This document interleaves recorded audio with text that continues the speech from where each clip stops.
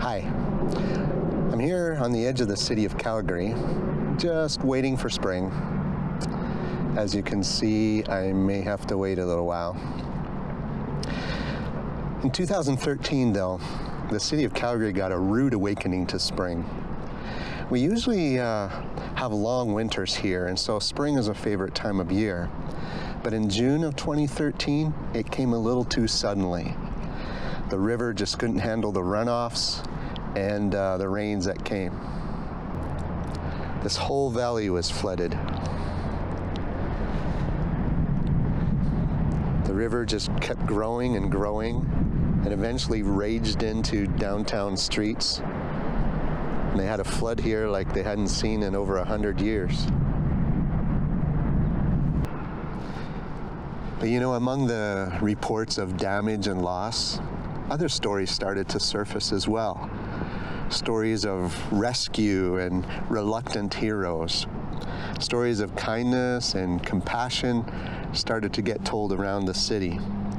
A few of them were written in a book that we actually purchased just as a reminder of those days.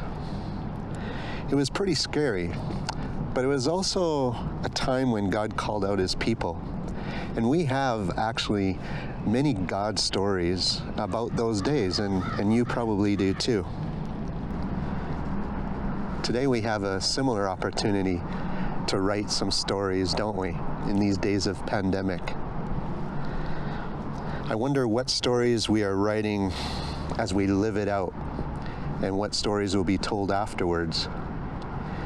God actually is willing to co-author some stories with us.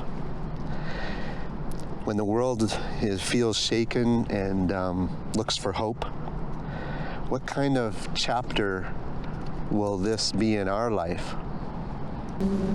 You know, someday I will sit down with my grandchildren and tell them the story of these days of floods and pandemics.